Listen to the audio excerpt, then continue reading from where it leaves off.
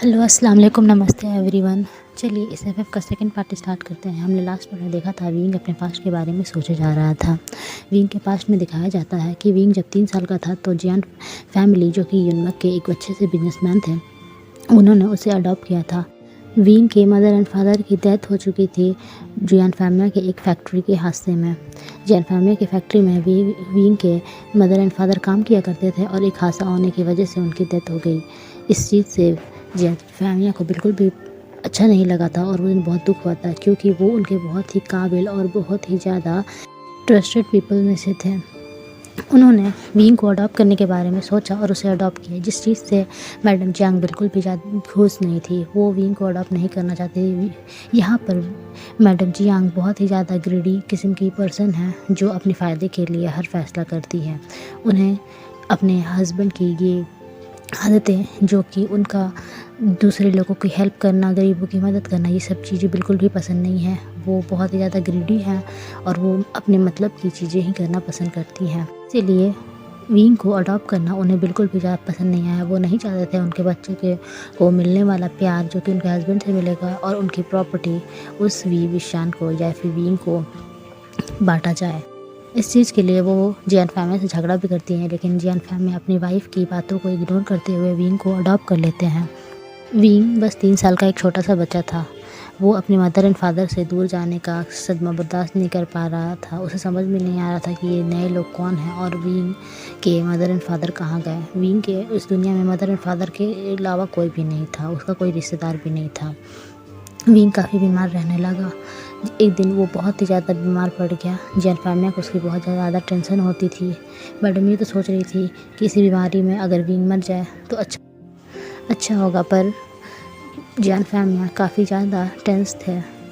Wing की तबीयत तो ठीक हो जाती है, पर विंग अपना पुराना सब कुछ भूल चुका था। वो अपने मदर एंड फादर को भूल चुका था। उसकी काउंसलिंग जियान फैमिली करवाते हैं, जिससे पता चलता है कि विंग अपने पुराने यादों को भूल चुका है और वो अपने मदर फादर को भूल चुका है। जियान फैमिली कहते हैं तो उन्हें क्या करना चाहिए। तभी वो डॉक्टर कहते हैं कि उन्हें याद ना दिलाया जाए, क्योंकि वो अपने मदर एंड फादर को याद करने की वजह से ही बीमार पड़ा था। तो अगर उसे उसके पास्ट याद दिलाया जाए तो हो सकता है वो फिर से बीमार पड़ जाए। तो वो कहते हैं कि ठीक है, हम उसके पास्ट को उससे याद नहीं दिलाएंगे। और ऐसे में जियान फैमिली ने उसे अडॉप्ट कर लिया था, तो वो नहीं चाहते थे कि विंग किसी भी तरीके से प्रॉब्लम में हो। वो अपने उसे बेटा की तरह मानते थे और अब वो उनका बेटा था, उसे अडॉप्ट भी कर लिया था उन्होंने। हमें दिखाया जाता है कि जियान फैमिली के 2 और बच्चे हैं। एक है जैन चैन, जिसकी एज विंग की तरह 3 ईयर्स है और वो एक अल्फ़ा है। और जियान फैमिली का एक बेटी है, जिसकी जो एक ओमेगा है और उसकी एज है 13 ईयर्स। वो जियान चैन से 10 साल बड़ी है और वो विंग से भी 10 साल बड़ी है।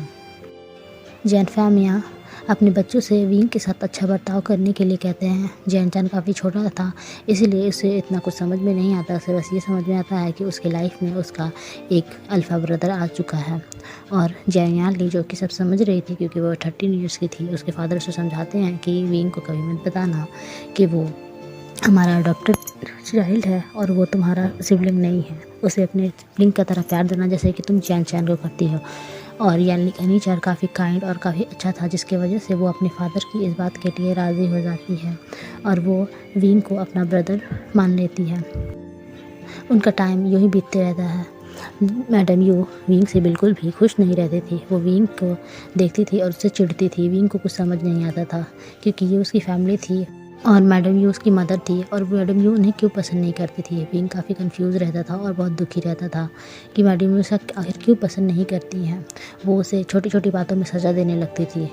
ये सब देख के मैडम जियांग में और जियान फैमिली में काफ़ी लड़ाइयाँ हुआ करती थी और इसीलिए यान ली विंग को कुछ ज़्यादा ही प्यार करने लगती थी कि वो देख सकती थी कि उसकी मदर उसे पसंद नहीं करती थी और छोटी छोटी बातों में सज़ा दिया करती थी।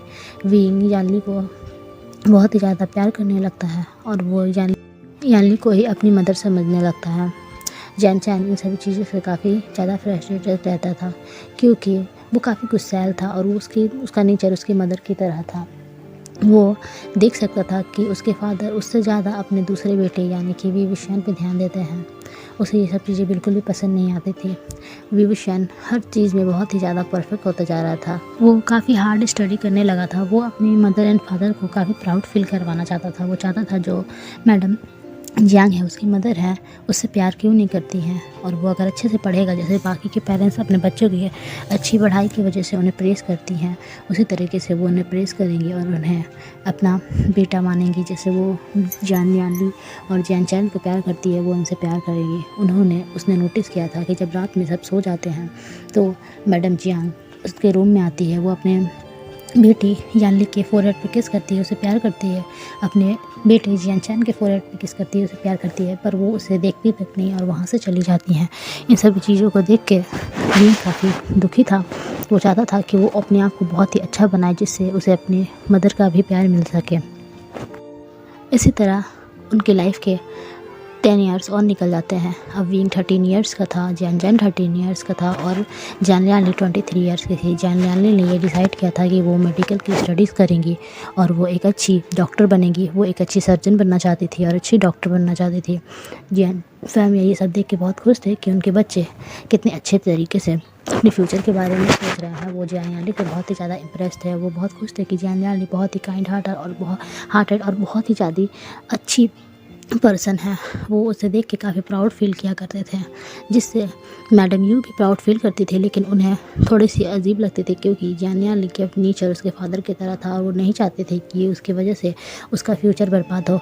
ज़्यादातर काइंड हार्टेड पर्सन के साथ उनका हार्ट को ब्रेक किया जाता है और उन्हें दुनिया वाले यूज़ करते हैं और वो नहीं चाहते थे कि उनकी बेटी वैसा बने। वो उसे स्ट्रॉन्ग बनाने की और अपनी तरह बनाने की कोशिश करती थी, लेकिन जियान लियांली का नेचर वैसा बिल्कुल भी नहीं था, जिससे मैडम यू जियान लियांली से भी काफ़ी चिड़चिड़ा बिहेव करने लगी थी क्योंकि जियान लियांली वैसे नहीं थी जैसा वो चाहती थी। और मैडम यू ने विंग को थोड़ी छोटी छोटी बातों में पनिशमेंट देना शुरू कर दिया था क्योंकि विंग के मार्क्स काफ़ी अच्छे आते थे। विंग स्कोर इसलिए अच्छा किया जाता था क्योंकि वो अपनी मदर का प्यार चाहता था, लेकिन विंग को उल्टा उसकी मदर का नफरत झेलना पड़ता था। एक दिन मिस्टर जियांग को पता चलता है कि उनके दूसरे सिटी यानी कि युनमक सिटी के बगल वाले सिटी गुसू में जो लैन चिरैन है, जो गुसू सिटी के सबसे बड़े बिजनेसमैन हैं और नंबर 1 बिजनेसमैन हैं, वो चाहते हैं कि वो युनमक के किसी कंपनी के साथ वो कोलैब करें और युनमक में भी अपना बिजनेस इस्टेब्लिश करें। इस बात को सुन के मिस्टर जियांग को बहुत ही खुशी होती है और वो सोचते हैं कि अगर उन्होंने लांस के साथ कोलैबोरेशन किया तो उनके लिए वो काफ़ी फ़ायदेमंद रहेगा और काफ़ी अच्छा रहेगा। उन्होंने अपना प्रपोज़ल लैंस को भेजा। लैंस ने उनके प्रपोज़ल को रिजेक्ट नहीं किया, ना ही एक्सेप्ट किया। अब लैंस के बारे में जानते हैं। लैंस कंपनी का CEO मिस्टर लैन चिरैन है और उनकी वाइफ का डेथ बहुत ही पहले हो चुका है। उनका एक इकलौता सन है जो कि अल्फ़ा है और उनका नाम लैन सिचन है। उनकी एज 28 है और वो अपने फादर के बाद उस कंपनी के नेक्स्ट CEO बनेंगे और वो उनका हायर बनेंगे। लैंस चाहते हैं कि वो युनमक में अपना बिजनेस को इस्टेब्लिश करें और इसीलिए वो युनमक के किसी अच्छे से बिजनेसमैन के साथ कोलैब करना चाहते हैं, लेकिन लैन ये समझते हैं कि लोग उनका फ़ायदा उठा सकते हैं, इसीलिए वो किसी अच्छी सी फैमिली या किसी अच्छे बिजनेसमैन जो कि ईमानदार हो, इस तरीके के पर्सन को ढूंढ रहे थे। वो इसीलिए वो जियांग्स का ऑफ़र रिजेक्ट नहीं करते हैं क्योंकि वो तुरंत ही कोई भी फ़ैसला नहीं करना चाहते थे और उनकी कंपनी में बहुत सारे युनमक के बिजनेसमैन ने प्रपोज़ल भेजा था। वो किसी को रिजेक्ट नहीं करते हैं और वो सोचते हैं कि वो एक ही बार सभी को मिलेंगे और वो डिसाइड करेंगे कि वो किसके साथ कोलैब करेंगे। उन्होंने डिसाइड किया कि वो अपने घर पे एक पार्टी रखेंगे और उसमें सबको बुलाएंगे।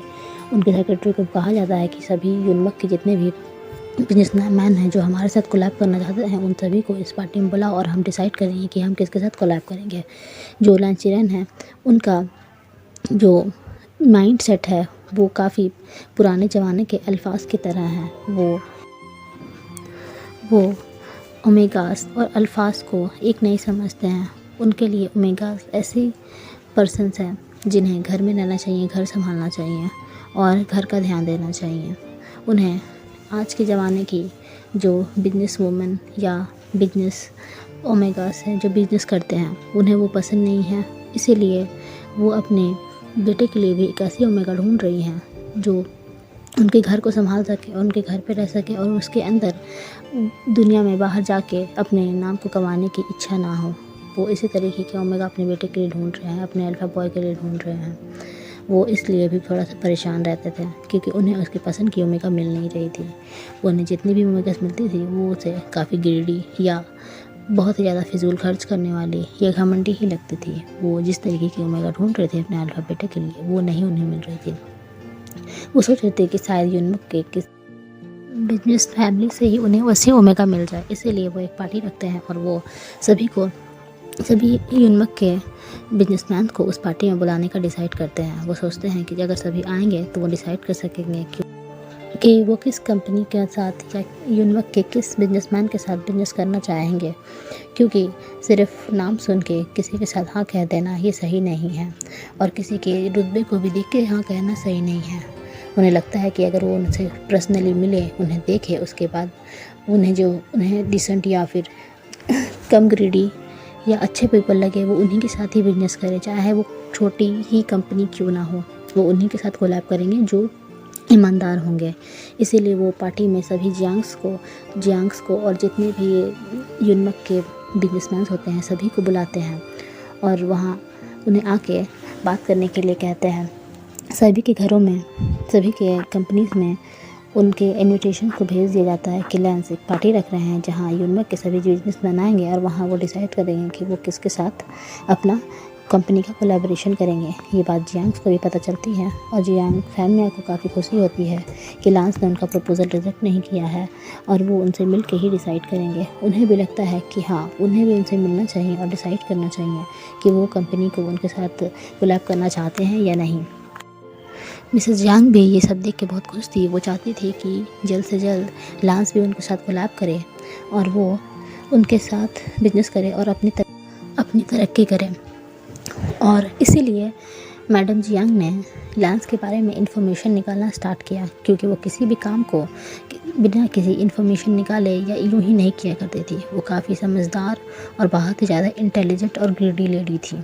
वो अपना फ़ायदा देख के ही कहीं पर इन्वेस्ट करती थी या किसी से कोलैब करती थी। उनके हस्बैंड तो कंपनी चलाया करते थे, पर उनकी हस्बैंड की कंपनी में उतनी ज़्यादा नहीं चलती थी जितने उनकी चलती थी। पूरी कंपनी के बागडोर मैडम यू ने संभाल रखा था। जियान फैम यहाँ तो सिर्फ एक 100 पीस थे कंपनी के लिए, क्योंकि जियान फैमिली की कंपनी है। बाकी सारे फैसले मैडम यू ही किया करती थी। वो लांस के बारे में पता लगाती है। उन्हें पता चलता है कि लैंचिरान का एक इकलौता सन है जो कि अल्फ़ा है और वो एक बहुत ही अच्छा लड़का है और वो अपने फादर के बाद उस कंपनी का CEO बनेगा। वो मैडम जियान उसे देखती हैं, उसके फ़ोटोज़ को देखती हैं। लैंसिचन के फ़ोटो को देखने के बाद उन्हें वो काफ़ी अच्छे और बहुत ही बढ़िया मालूम होते हैं। वो उनके दिमाग में एक प्लान चलता है कि अगर वो यानली की मैरिज उससे करा दे तो ये उनके लिए काफ़ी फ़ायदेमंद रहेगा, क्योंकि गुसू के सबसे बड़े बिजनेसमैन से उनकी बेटी की शादी होती है तो उनकी बेटी की लाइफ संवर जाएगी। पर जियान लियाली ऐसा नहीं चाहती थी। जियान लियाली तो मैरिज वगैरह करना ही नहीं चाहती थी। वो तो एक अच्छी सर्जन बनना चाहती थी। ये सोच के मैडम ये सोचती है कि इस लड़की का तो कुछ भी नहीं हो सकता है, मुझे ही इसके लिए कुछ करना पड़ेगा। और वो प्लान करती है कि जब वो पार्टी में जाएंगी तो वो लैंचिरान को इम्प्रेस करने की कोशिश करेंगी। उन्होंने पता लगाया कि लैंचिरान की सोच कैसी है और वो किसी भी तरह से अब चाहती थी कि लैंसिचैन को यानली पसंद आ जाए और उन दोनों की मैरिज हो जाए। बाकी सभी कंपनी तो वहाँ जा रही थी कि वो लैंचिरान के साथ कोलैब कर सके, अपनी कंपनी को बढ़ा सके, पर मैडम जियांग के दिमाग में तो कुछ और ही चल रहा था। वो अपनी फैमिली को रेडी करवाती हैं कि हमें वहाँ पर उस पार्टी में जाना है और वहाँ पर जाके उनसे बातें करनी है। अगर कोलैब नहीं हो पाएगा तो कोई बात नहीं, कम से कम हम पार्टी तो एंजॉय कर सकेंगे। ये बात सुन के मिस्टर जियांग भी काफ़ी हैप्पी होते हैं और वो अपनी फैमिली को लेके उस पार्टी में जाते हैं। वहाँ जाने के बाद वो लैंचिरान से मिलते हैं। लैंचिरान ने भी उनके बारे में काफ़ी पता लगवाया था। उन्हें पता चला था कि जो जियान फैमिया है वो काफ़ी ईमानदार और बहुत अच्छे बिजनेसमैन हैं। उन्हें ये भी पता चलता है कि उनकी एक बेटी है जो ओमेगा है और 2 सन हैं। उसमें से एक सन उनका नहीं है, वो उस फैक्ट्री में काम करने वाले एक वर्कर का है और वो उन्होंने उसे अडॉप्ट किया है। ये सब जान के उन्हें बहुत ही ज़्यादा खुशी होती है कि ऐसे लोग भी जिन दुनिया में होते हैं जो कम ग्रीडी नहीं होते। मिस्टर लैन जियान फैमिली से मिलकर काफ़ी उनसे इम्प्रेस्ड हैं और वो सोचते हैं कि वो उन्हीं के साथ का कोलैब करेंगे। लेकिन मैडम जियांग के दिमाग में तो कुछ और ही चल रहा था। वो उनके सामने ऐसा प्रेटेंड करती है कि उनके घर सभी बातें सिर्फ़ और सिर्फ जियान फैमिया के चलती हैं और वो उनकी बहुत ही डिसेंट सी वाइफ है जो घर पे सिर्फ रहती है। उनका ऐसा प्रेटेंड करना काम कर जाता है और लैंचिरान को भी लगता है कि जो जिस तरीके की फैमिली वो चाहता था, ये बिल्कुल वैसी ही फैमिली है। जियान फैमिली मिलवाते हैं अपने बेटे से, जो कहते हैं कि ये उनका अल्फ़ा बॉय है जिसका नाम है जियान यूशियन। ये उनका सेकेंड अल्फ़ा बॉय है जिसका नाम है जियान चैन, और ये उनकी बेटी है जो कि जियान याली है। जियान याली उनकी तरफ देखती है और वो उन्हें काफ़ी डीप बो करके ग्रीट करती हैं। वो उस ग्रीट को देख के काफ़ी उससे इम्प्रेस हो जाते हैं कि आज के ज़माने में भी लोग बो कर रहे हैं। ये देख के वो बहुत ज़्यादा खुश होते हैं और उन्हें एक नज़र में ही याली बहुत पसंद आ गई थी, लेकिन वो एक बार में ही फ़ैसला नहीं करना चाहते थे, वो अच्छे से सोचना चाहते थे। ये सब देख के मैडम जियांग को भी सब कुछ समझ में आ रहा था कि उनके दिमाग में क्या चल रहा है। वो अपने हस्बैंड को लेती है और कहती है कि हम बाकी के लोगों से मिलेंगे। वो बाकी के बिजनेसमैन से मिलने के लिए वहाँ से चली जाती है अपने हस्बैंड्स के साथ, और यहाँ पर लांचीरान की नज़र सिर्फ जानियाली पे थी। वो देख रहे थे कि बाकी की, जैसे कि यानी की एज की ओमेगास कैसे सभी पार्टी में इंजॉय कर रही हैं, घूम रही हैं और काफ़ी इंजॉय कर रही हैं, लेकिन जानियाली ही ऐसी पर्सन है जो अपने भाइयों को संभाल रही हैं। वो अपने 13 इयर्स के ब्रदर्स को लेके एक आइसक्रीम के स्टॉल पे गई हैं और वो अपने ब्रदर को आइसक्रीम खिला रही हैं और उनका ध्यान रख रही हैं। अल्फाज भी उसके आगे पीछे घूम रहा है क्योंकि जानियाली काफ़ी ब्यूटीफुल है और एलिगेंट है, लेकिन वो उन पे ध्यान नहीं दे रही है और उनका पूरा ध्यान उनके भाइयों पे है। लैंसीरन को ये सब देख के बहुत अच्छा लगता है और वो सोचते हैं कि उन्हें वो मिल गया जिसे वो चाहते थे।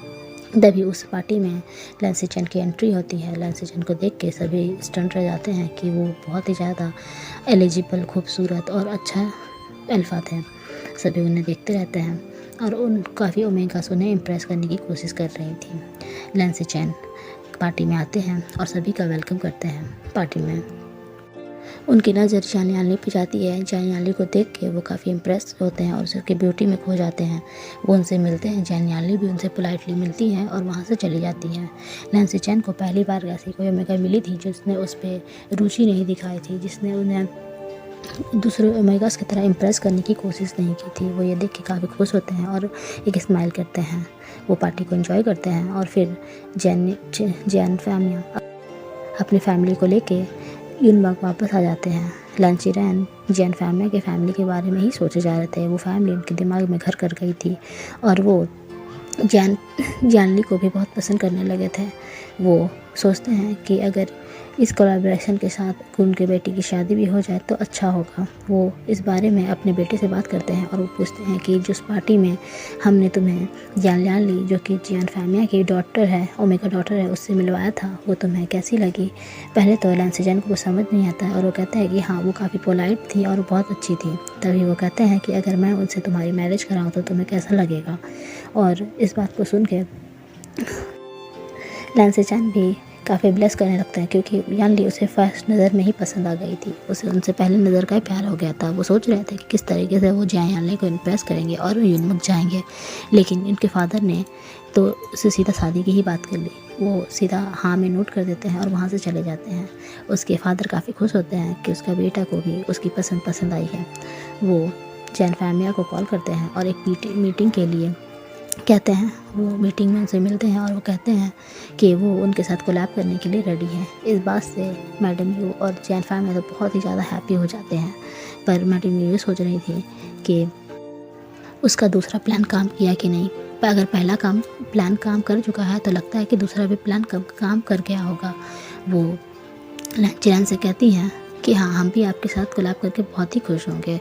वो लोग बहुत सारी बातें करते हैं और पेपर्स रेडी करवाते हैं जिससे लैंसीचन जो कंपनी इस्टेब्लिश करेंगे यूनबर्ग में उसे जैन फैमिया संभालेंगे। तभी बातों बातों में लैंसीचन उनसे पूछते हैं उनके बच्चों के बारे में।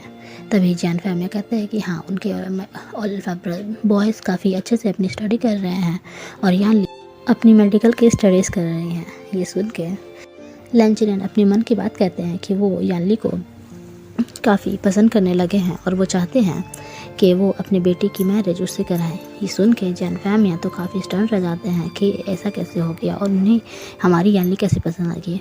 और जो मैडम यू इसी चीज़ का इंतज़ार कर रही थी कि वो कैसे भी करके अपनी बेटी को फैमिली में भेजेंगी, वो तो ये न्यूज़ सुन के बहुत ही ज़्यादा खुश हो जाती है। वो कहती हैं कि हाँ, ज़रूर, हमें भी आपका बेटा बहुत ही ज़्यादा पसंद है, कौन उसे पसंद नहीं करेगा। लैंसीचन काफ़ी अच्छे और पोलाइट पर्सन है। ये सब सुन के जैन फैम या उसे रुकते हुए कहते हैं कि हमने इस बारे में कभी कुछ सोचा नहीं है, यानली के मैरिज के बारे में नहीं सोचा है। अभी यानली स्टडीज़ कर रही है और यानली ने भी शायद मैरिज के बारे में नहीं सोचा था। हम पार्टी में सिर्फ इसलिए गए थे कि हम आपके साथ कोलैब कर सकेंगे, आपके साथ बिजनेस को इस्टेब्लिश कर सकेंगे, लेकिन मैरिज के बारे में मैं अपनी बेटी से पूछे बगैर कुछ भी नहीं कर सकता हूँ। इसीलिए लांचैन सुनते हैं और उनकी सोच उन्हें बहुत अच्छी लगती है। वो सोचते हैं कि इनकी सोच अच्छी है। वो कहते हैं कि हाँ, आप अपनी डॉटर से और अपनी फैमिली से अच्छे से बात कर लीजिए, लेकिन कोई भी फैसला बहुत ही सोच समझ के लीजिएगा। मैडम यू तो उसी वक्त हाँ कहना चाहती थी, लेकिन जैन फैमिली में ऐसे करने से और लांचैन के सामने अपनी इज़्ज़त को बनाए रखने के लिए और अपने प्रिटेंडिंग गेम को खेलते रहने के लिए वो हाँ कह देती हैं। वो पोलाइटली वहाँ से चले जाते हैं और घर में जाके इस बारे में बात करते हैं। मैडम यू तो बिल्कुल यानली को शादी कराने के लिए उतावली हुई जा रही थी कि हाँ, वो खुशबू का सबसे बड़ा बिजनेसमैन है, वहीं उसकी शादी होनी चाहिए। लेकिन इससे जैन फैम में बहुत ही ज़्यादा गुस्सा कर रहे थे कि तुम ऐसा कैसे सोच सकती हो। अभी हमारी बेटी की एज क्या है, उनमें एज डिफरेंट है। वो 28 के हैं, यानी 21 की है। वो कुछ करना चाहती है। अगर हम उसे शादी के रिश्ते में बांध देंगे तो वो अपने करियर को कैसे रिस्क कर सकेगी। लेकिन मैडम यू तो ये सब सुनना ही नहीं चाहती थी और उन दोनों में झगड़ा होना शुरू हो जाता है। मैडम यू जो ये चाहती हैं कि उनके बेटी की शादी हो जाए और जैन फैम मैनेजर ये चाहते हैं कि उन्हें थोड़ा टाइम मिले या सोच सके या यानली से बात कर सके, पर उनकी वाइफ तो कुछ सुनना ही नहीं चाहती थी। इससे वो गुस्सा होकर वो वहाँ से निकल जाते हैं। यानली भी बातों को सुन रही थी और अपने मदर एंड फादर के बीच की ये कन्वर्सेशन से काफ़ी हर्ट फील कर रही थी।